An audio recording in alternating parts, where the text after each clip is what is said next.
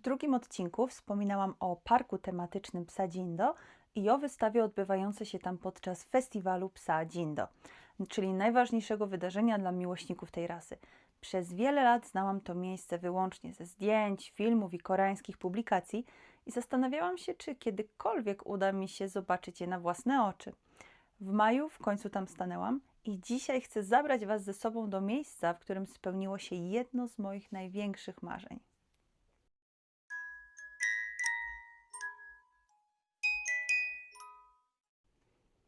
Nadal pamiętam emocje, które towarzyszyły mi, kiedy dojeżdżaliśmy na miejsce.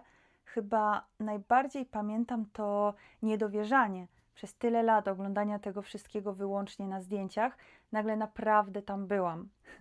Cały kompleks został otwarty w 2012 roku i od tego czasu to właśnie tutaj odbywa się coroczny festiwal Psa Dzindo oraz wystawa specjalistyczna psów tej rasy. Otwarcie parku zbiegło się również z ustanowieniem przez władze wyspy oficjalnego Dnia Psa Dzindo obchodzonego 3 maja. A skoro pies Dzindo jest koreańskim skarbem narodowym, numer 53, łatwo zapamiętać tę datę. Wystarczy odwrócić cyfry i wychodzi 3 maja. Przypadek? Nie sądzę. O samym parku opowiadałam już trochę w drugim odcinku, dlatego teraz zróbmy sobie krótką przerwę od wszystkich dat i ciekawostek. Po prostu rozejrzyjmy się. To jest chyba jedno z tych miejsc, gdzie człowiek chodzi z bananem na twarzy i robi zdjęcia dosłownie wszystkiemu.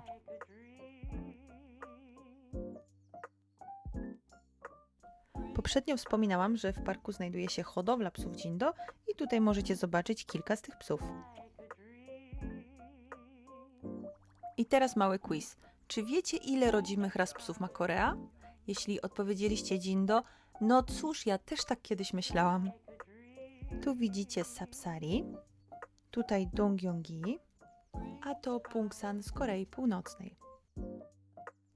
Jak widać, koreańska kynologia jest znacznie bardziej różnorodna niż mogłoby się wydawać. Nie ukrywam, gdyby ktoś zostawił mnie tutaj na kilka godzin z aparatem, nie miałabym absolutnie żadnego problemu. A najlepsze jest to, że chyba tylko właściciele Dzindo potrafią ekscytować się pomnikiem psa przez dobre 10 minut.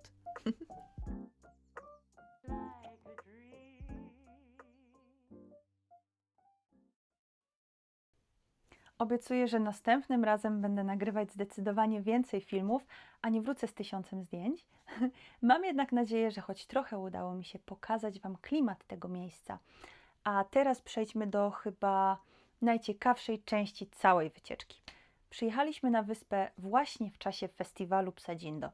To coroczne wydarzenie, podczas którego mieszkańcy i turyści mogą zobaczyć tę rasę nie tylko na wystawie, ale również podczas różnych pokazów i atrakcji przygotowanych specjalnie na tę okazję.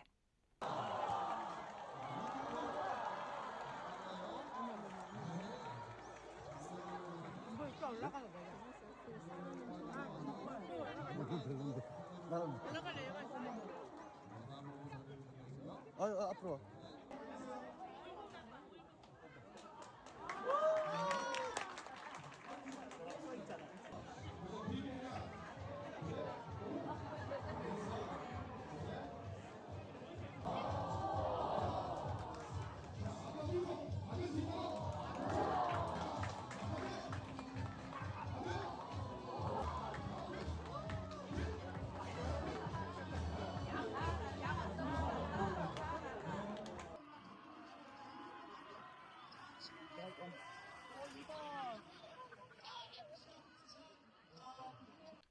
Jak widzieliście, psy skakały na skakance, malowały obrazy, przynosiły zakupy, wyciągały produkty z lodówki, były wyścigi. Jedno jest pewne, inteligencji i wszechstronności zdecydowanie nie można im odmówić. Choć pokazy zrobiły na mnie duże wrażenie i w oku nawet zakręciła mi się łezka, to przyznaję, że nie po to leciałam prawie 8000 kilometrów, żeby oglądać jedynie sztuczki. Czekałam na coś zupełnie innego.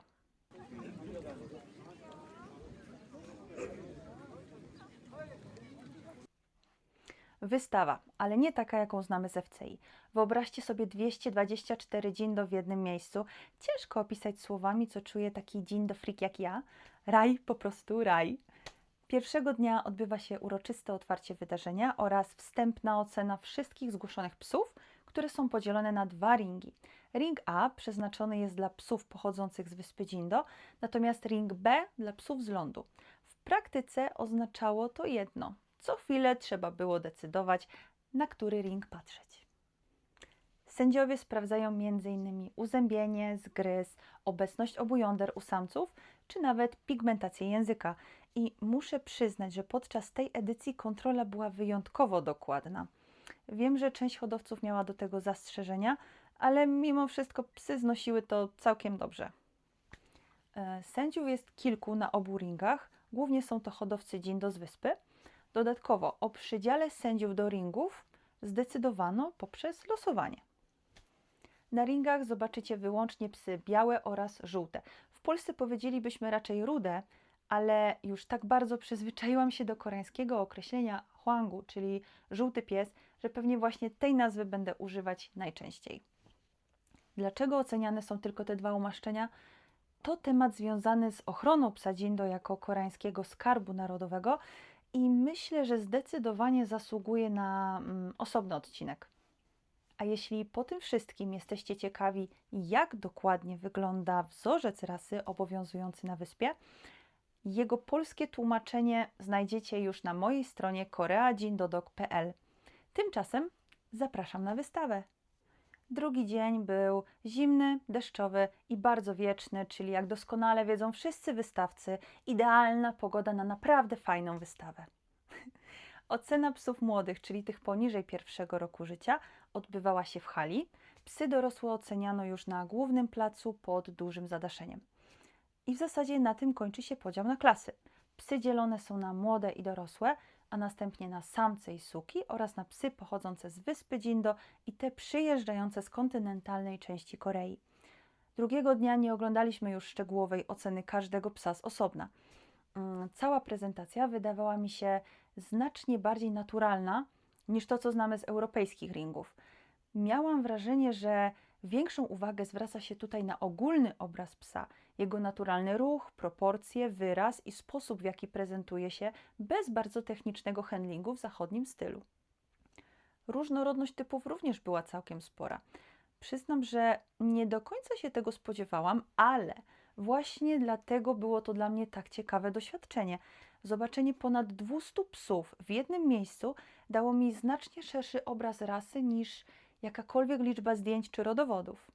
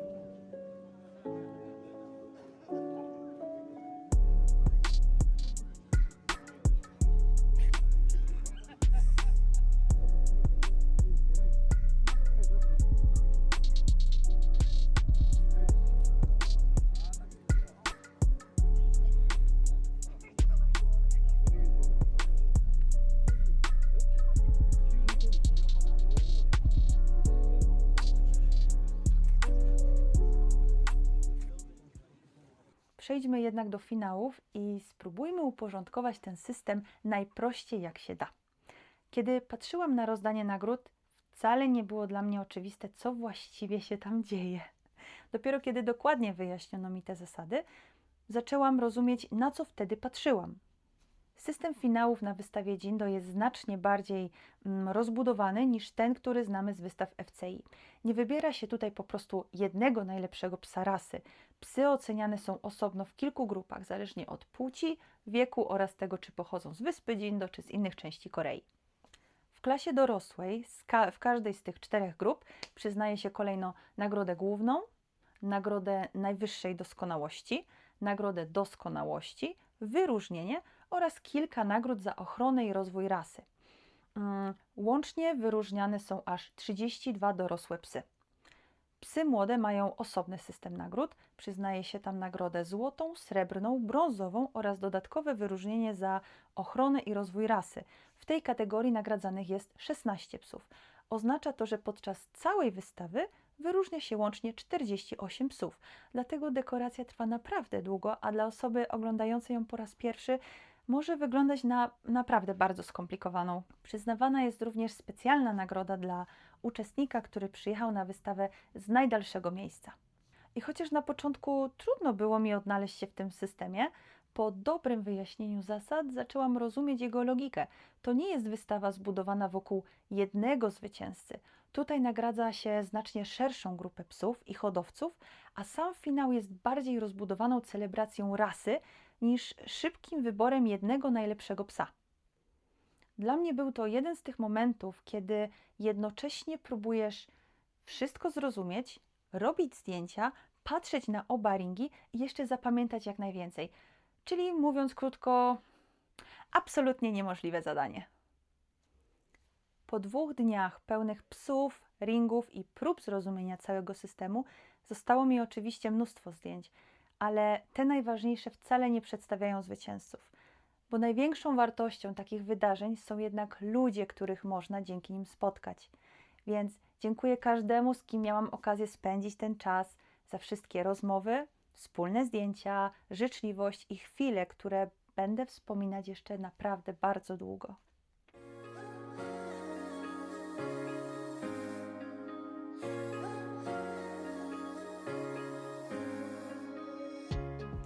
Ta podróż nie sprawiła, że wiem o Jindo wszystko. Wręcz przeciwnie. Pokazała mi, jak wiele jeszcze przede mną i jak głęboko ta rasa jest zakorzeniona w koreańskiej historii i kulturze. I chyba właśnie dlatego wyjechałam z wyspy z jeszcze większym szacunkiem niż wtedy, gdy na nią przyjechałam. Przez wiele lat marzyłam, żeby znaleźć się w tym miejscu. Dziś wiem, że był to dopiero początek.